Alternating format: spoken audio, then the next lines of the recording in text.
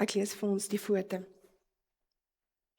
Uit een mens het hy al die nasies van die mensdom gemaak om die hele aarde te bewoon. Hy het vir hulle vasgestelde tye gegee en die grense van hulle woongebied bepaal, sodat hulle God kon soek en miskien na hom sou uitreik en hom sou vind.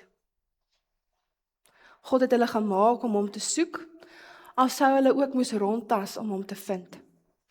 Hy is nie ver van enige een van ons af nie, want deur hom lewe ons, beweeg ons en bestaan ons. Mag die genade en vrede van God ons Vader, die liefde van ons Here Jesus Christus en die gemeenskap van die Heilige Gees met julle elkeen wees en bly. Amen.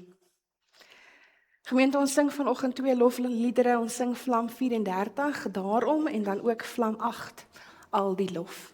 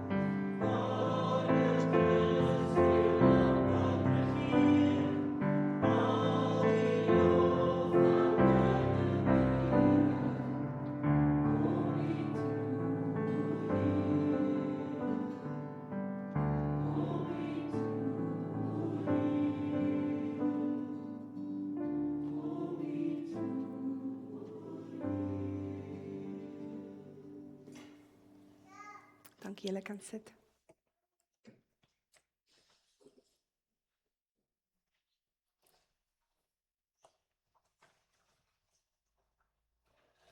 Ek lees vir ons 'n gedig. Ek stammel uw ou woorde oor my God. Vleeswording, lyding, kruis en gees. Ek glo dit alles, Heer, maar weet hoe bot ek is in my probeer om mens van God te wees. Gemeente, ons sit net so, dan sing ons gesang 519, wees stil en weet, want om te probeer om mens van God te wees, het ons God se ongelooflike en omvattende genade nodig. Ons kan net deur God se genade ten volle mens van God wees. Ons sit net so, dan gee ek vir ons daarna 'n stilte oomblik en dan sal ek vir ons bid.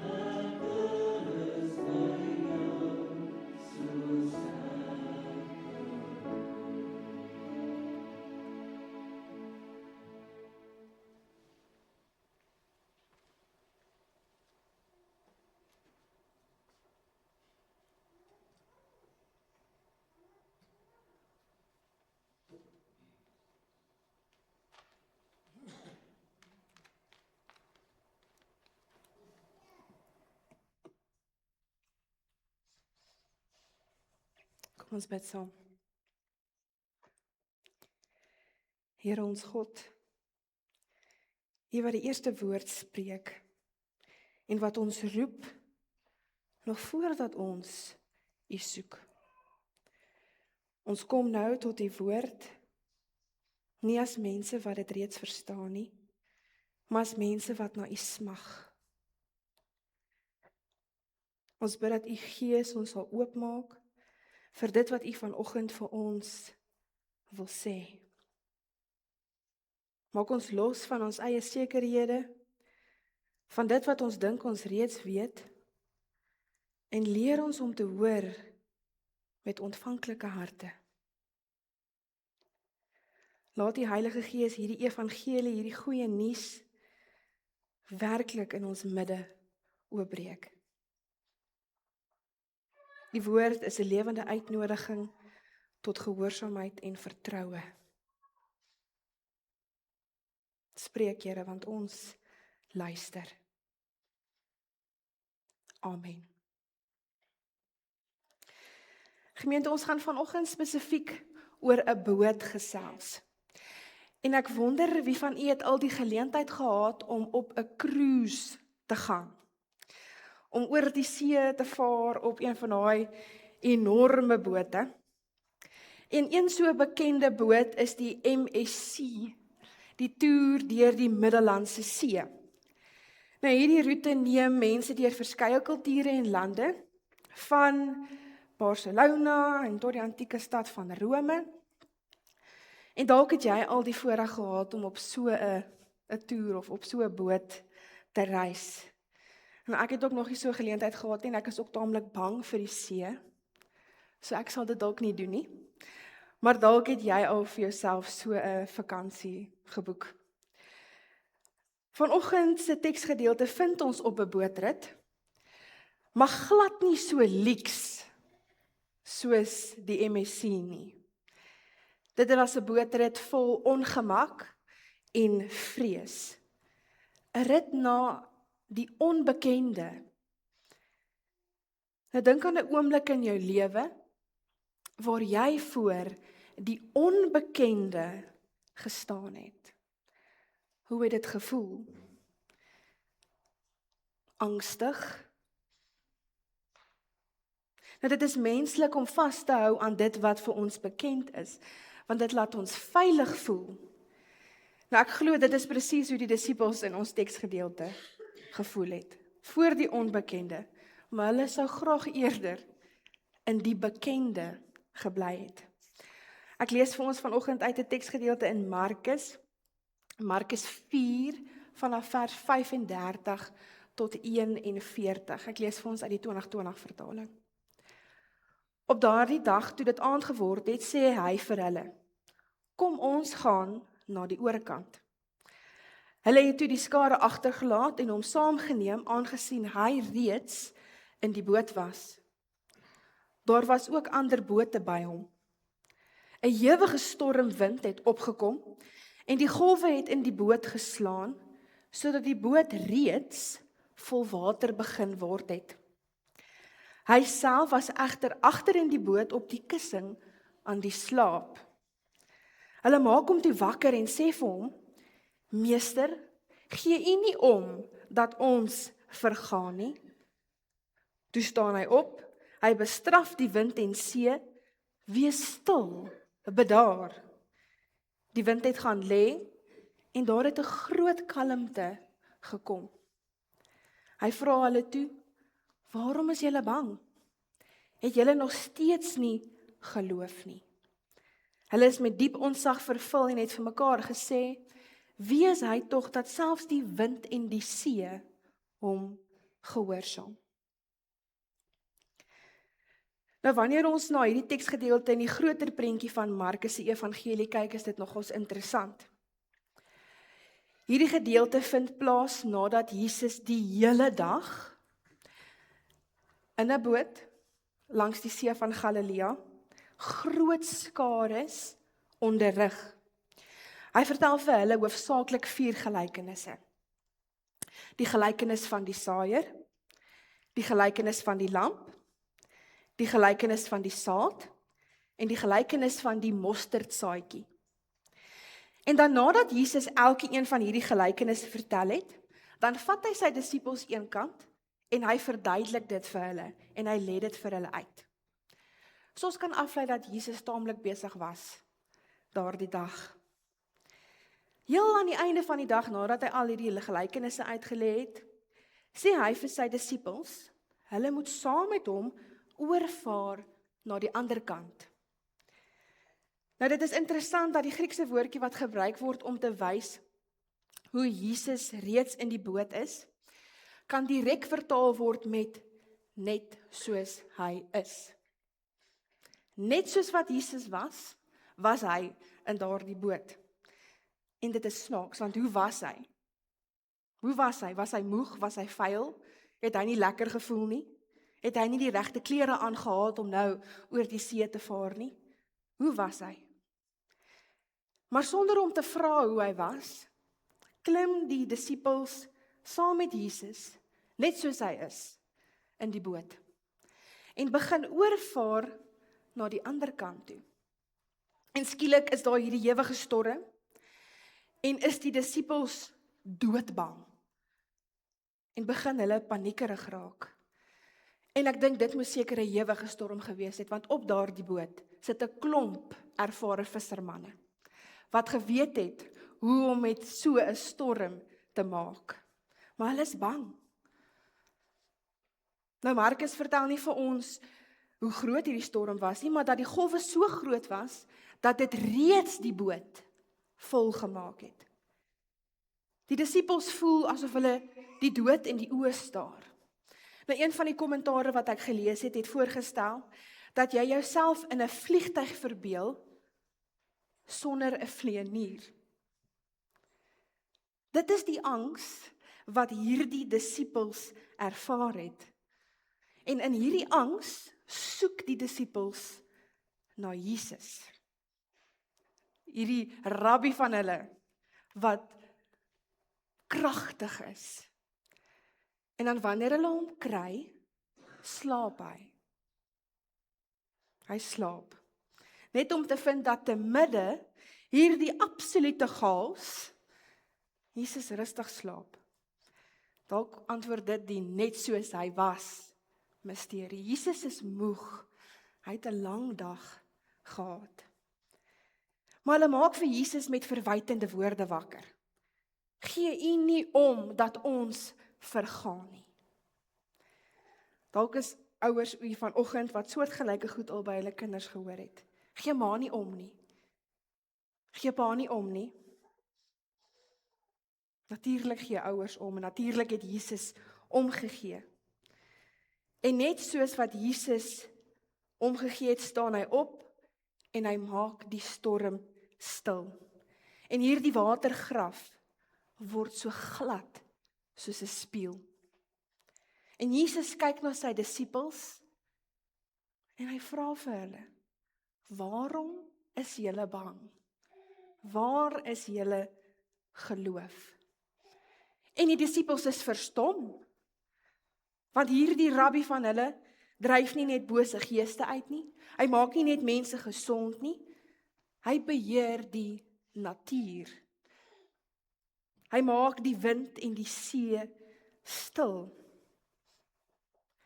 En dalk vir 'n oomblik op daardie boot, het die disippels verstaan dat hierdie die seun van God is. Dat God naby is. Nou hierdie verhaal eindig wel nie hier nie. Dit gaan voort in Markus 5. Toe hulle oor die see vaar en aan die ander kant van die see van Galilea kom hulle 'n man met baie bose geeste te. En ons ken ook hierdie verhaal, Jesus dryf die geeste die varke in en die varke hardloop die see in en verdrink. Hulle kom toe terug, vaar toe terug, en daardie man in wie die bose geeste was, die teks sê vir ons, hy het toe in sy stad gaan verkondig watter groot dinge Jesus met hom gedoen het. Ek wonder of die disippels saam met Jesus, net soos hy was, op daardie boot sou klim, as hulle geweet het wat gaan gebeur. Ek wonder ook of daardie rit terug stil was, en of hulle vir Jesus met 'n klomp vrae gebombardeer het. Nou gemeente, hierdie teks is deur die jare op verskeie maniere verkondig. Jy het heel moontlik al 'n preek vanuit hierdie teks gehoor. En gewoonlik word vrae soos, wat is die storms in jou lewe? Of voel jy ook Jesus slaap in jou storms? Na hierdie teksgedeelte gevra. En dit is nie verkeerd nie. Ons kan die teks so verstaan en interpreteer. Maar vanoggend wil ek graag 'n ander invalshoek saam met julle verken. Veral in die lig daarvan dat ons in die middel van die jaar staan. Wat as hierdie boot net 'n boot was? 'n vervoermetode om die disippels aan die ander kant te kry. 'n vervoermiddel om die disippels net aan die ander kant te kry. Om ons dalk aan die ander kant te kry. Want as ons eerlik is met mekaar, is dit vir ons baie gerieflik om te bly waar ons is. Dit sou vir die disippels gerieflik gewees het om net daar aan die een kant van die see tent op te slaan en te slaap. Net daar te bly. Dit is so 'n menslike gevoel. Die bekende laat ons veilig voel. Dis wat ons ken. Ons hou nie van die onbekende nie. Dit is vir ons maklik om in ons gemaksone te bly. Om te bly in dit wat bekend is. Al het dit wat bekend is, soms ondraaglik of seer geword. Soms raak selfs dit wat ons seer maak, bekend. En die bekende voel dan veiliger as 'n onbekende ander kant. Nou ons almal het bote. Goed in ons lewens wat ons moet oorsteek. Nou ek vanoggend weet nie wat jou boot is nie. Dalk is dit 'n gesprek wat jy hopeloos te lank uitstel. Dalk is dit 'n besluit wat jy moet neem.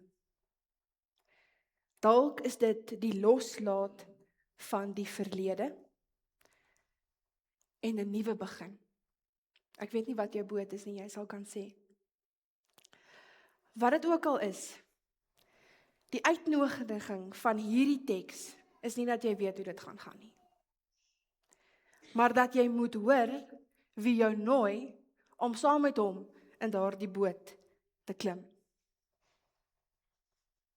Jesus wil hê jy moet saam met hom in die boot klim.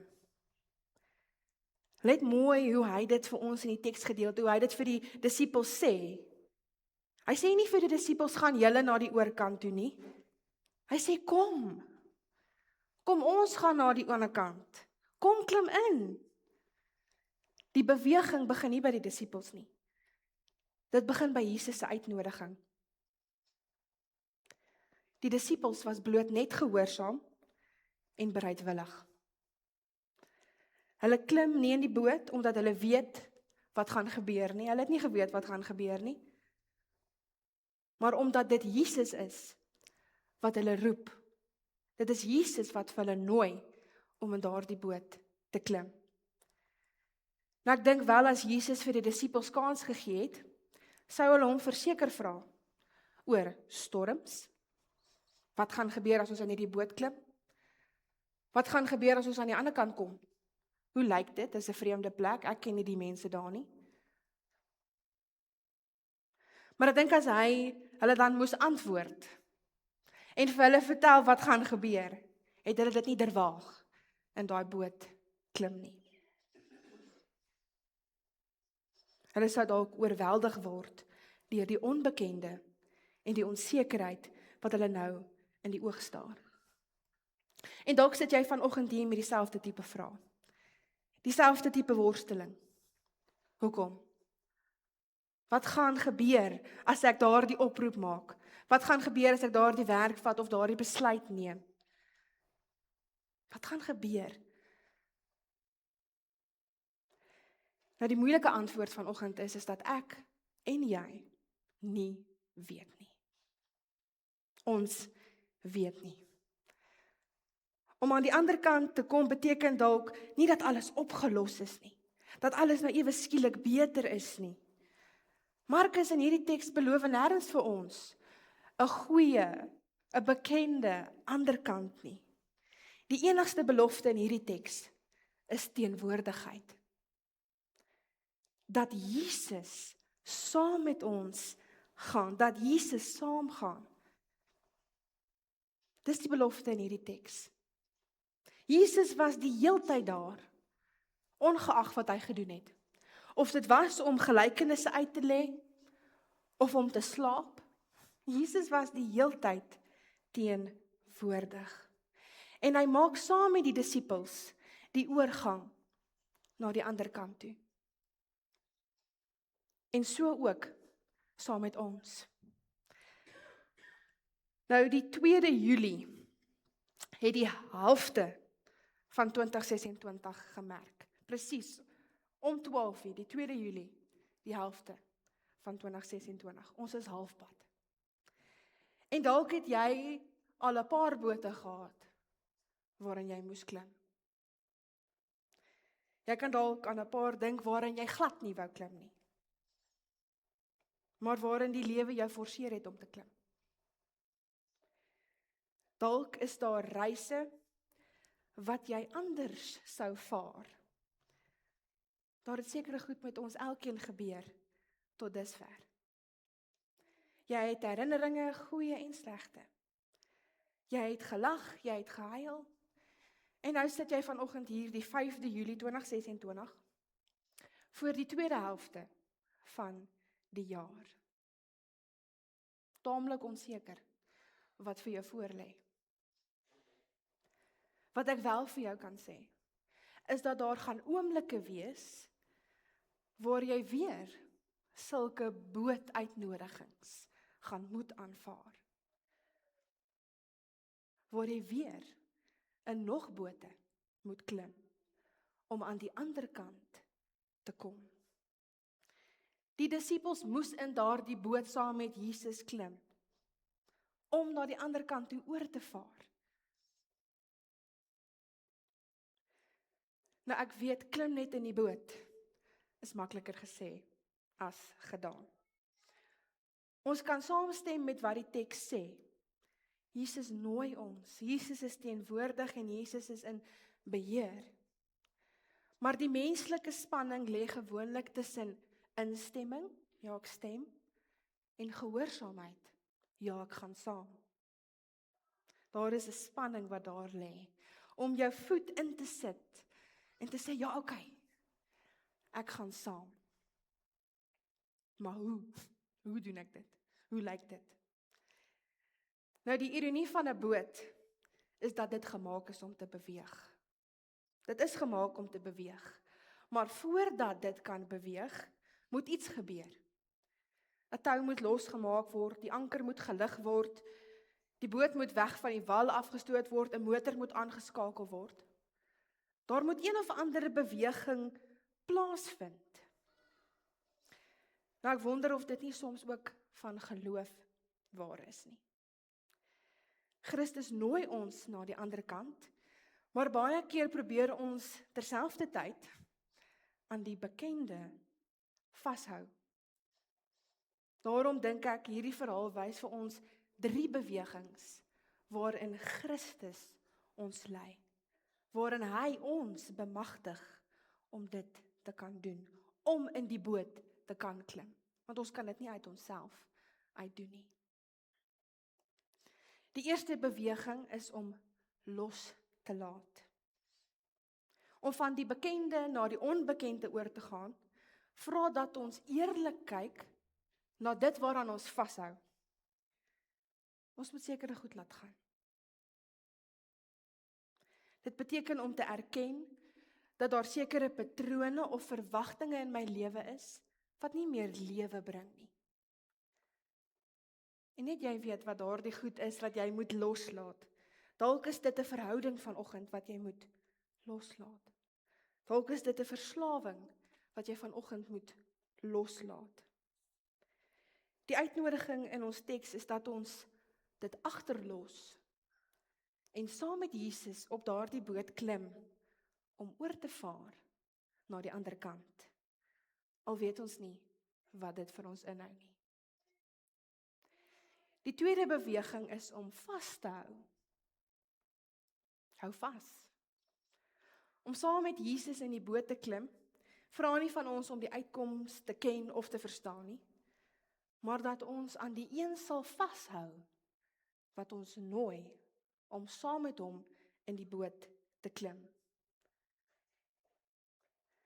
Dit verg bereidheid om saam te gaan, selfs wanneer die vrae en die uitkomste onbeantwoord bly. Om hierdie geloofsprong te maak saam met Jesus, vra van ons om hom ten volle te vertrou. Die disippels vaar oor daardie see sonder om te weet van 'n storm, sonder om te weet van die man wat vir hulle wag aan die ander kant.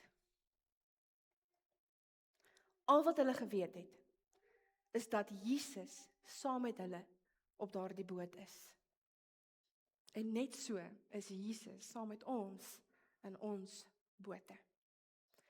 Nou die laaste beweging is om oor te gee. As Christus in beheer is, hoef ek nie te wees nie. Dit beteken nie ek doen niks nie, maar dat ek ophou, probeer om alles self te bestuur en vooruit te beplan. Asof alles van my afhang.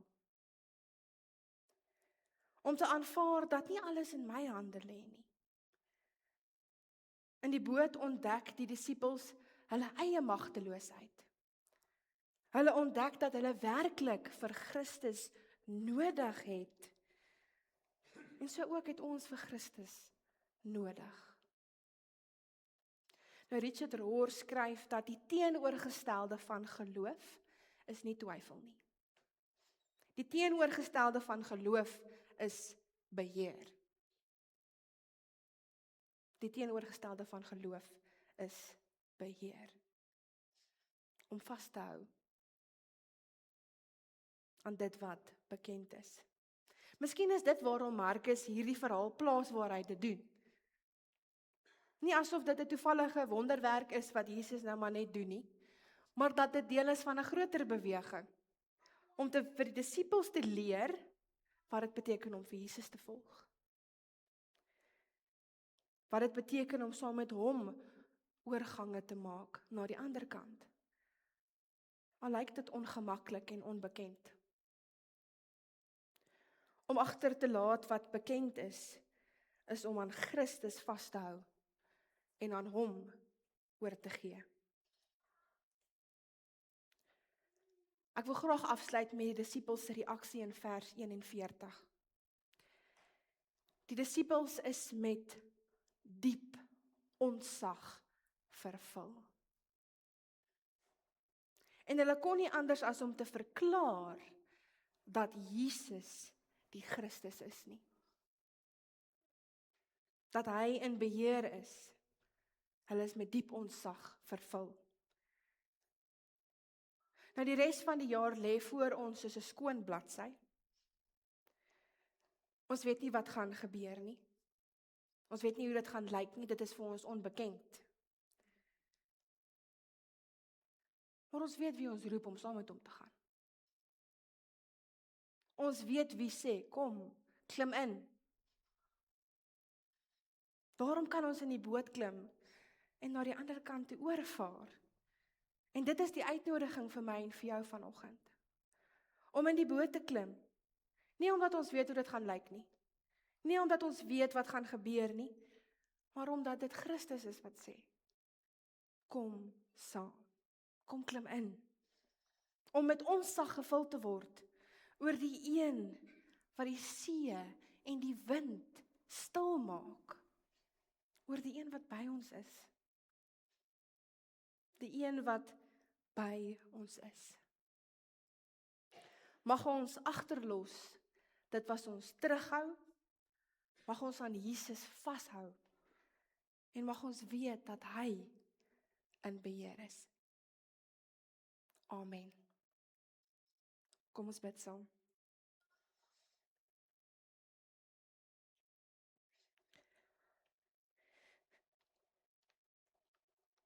Getroue God, U wat ons roep om saam met U oor te vaar. Ons dank U vir U teenwoordigheid wat altyd by ons is. U weet hoe maklik ons vashou aan dit wat bekend is, selfs wanneer dit ons seer maak. U weet hoe bang ons is vir die onbekende, vir die ander kant wat ons nie kan beheer nie. Gee dat ons in hierdie nuwe tyd, hierdie nuwe helfte van die jaar wat voor lê, nie sal betree met vrees nie, maar met vertroue. Leer ons om los te laat wat nie meer lewe bring nie, om aan U vas te hou, wanneer ons nie die uitkoms ken nie, en om oor te gee, waar ons nie meer beheer het nie. En ons bely dat ons dikwels soos die disippels is. Ons klim in die boot, maar dan raak ons ontsteld, wanneer die waters besig raak. Wees dan nie self naby aan ons, die een wat saam met ons oorvaar. stuur ons nou uit om mense te wees wat beweeg waar U beweeg. Wat rus vind in die wete dat U saam met ons oorvaar na die ander kant. Ons plaas die res van hierdie jaar, ons keuses, ons onsekerhede en ons hoop in U hande. Want aan U behoort die boot en die ander kant. Amen. Gemeente, ons sing nou ons slotsang, gesang 514, ek weet verseker. Staan.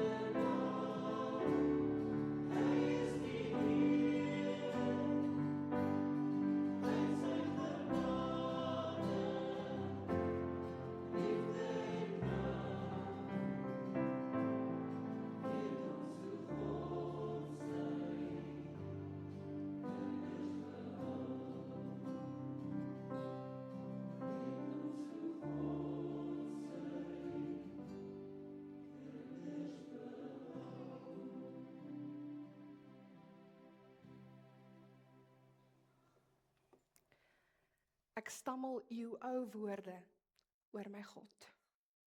Vleeswording, lyding, kruis en gees.